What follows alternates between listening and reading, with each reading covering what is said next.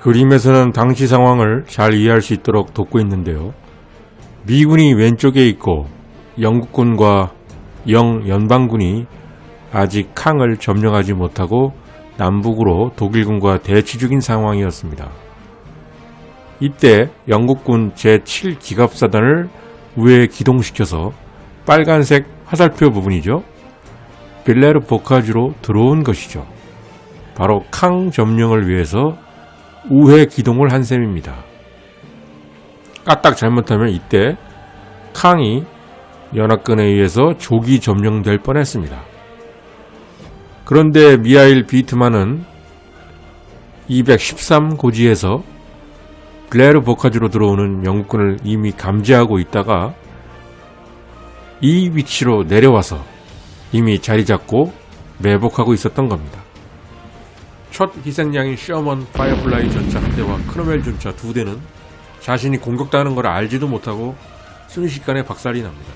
이들을 박살낸 후 비트맨은 서부 영화의 건맨처럼 영국군 대열을 두 동강 내면서 혼자서 빌레르 보카주 시내로 진입합니다.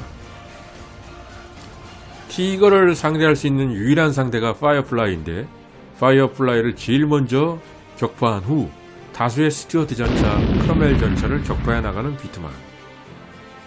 뒤늦게 정신을 차린 크로멜 반전. 그러나 마치 퓨리에서 나오는 것처럼 근거일인데도 크로멜이 발사한 포탄은 쩡쩡 소리를 내며 티거에 맞고 하늘로 튕겨서 날아갑니다. 또한 정신을 차린 영국의 대전차포들도 티거의 측면을 공격했으나 파괴시키는 데 실패합니다.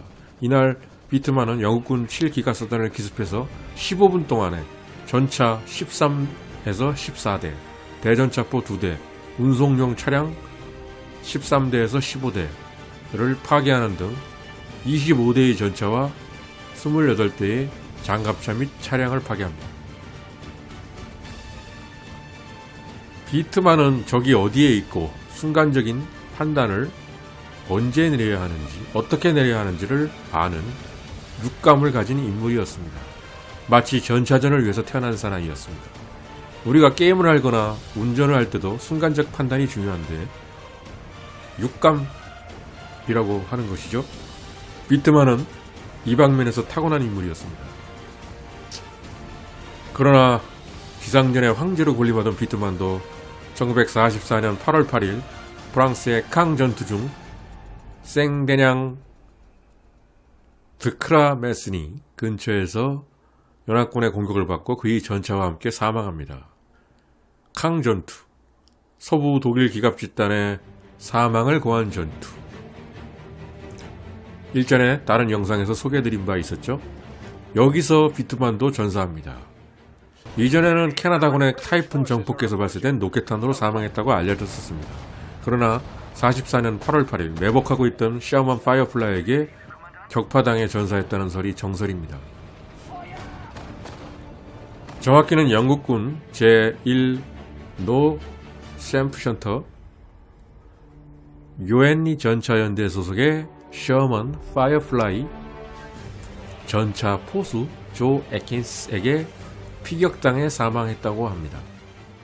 비트만은 이때 토탈라이즈 작전을 저지하기 위해 기동하는 도중 셔먼 파이어플라이 매복에 걸려 우측방을 피격당했고 그 직후 차내가 유폭하게 됩니다.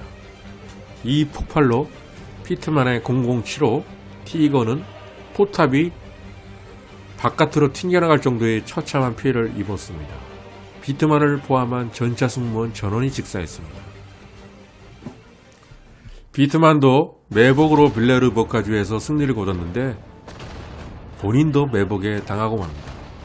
이 당시 비트만뿐 아니라 동료 티거도 2대나 격파됐다고 합니다. 전차장 고든 하사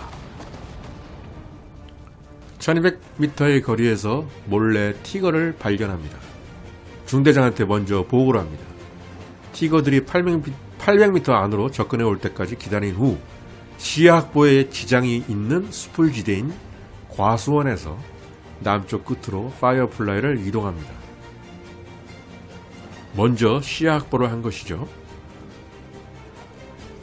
그리고 막연히 방심한 채로 이동하고 있는 세 대의 티거 중 세 번째 티거를 첫 번째 타켓으로 합니다. 후미의 상황을 가장 모르고 있을 전차다 라는 예측하에 지정한 타켓입니다. 애킨스는 긴장했지만 2판 4판이다 마음을 다지면서 발포를 합니다. 파이어플라이의 17파운드 폭 단 2발 만에 후방의 티거를 제압하게 됩니다. 산산조각이 나죠.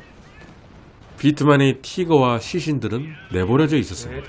어딘가에 급히 매장되어 위치조차 알 수 없게 된 그의 무덤이 발견된 것은 1983년 한 군사 연구가의 손에 발굴된 그의 유해는 락항부에 있는 독일군 묘역으로 이장됩니다.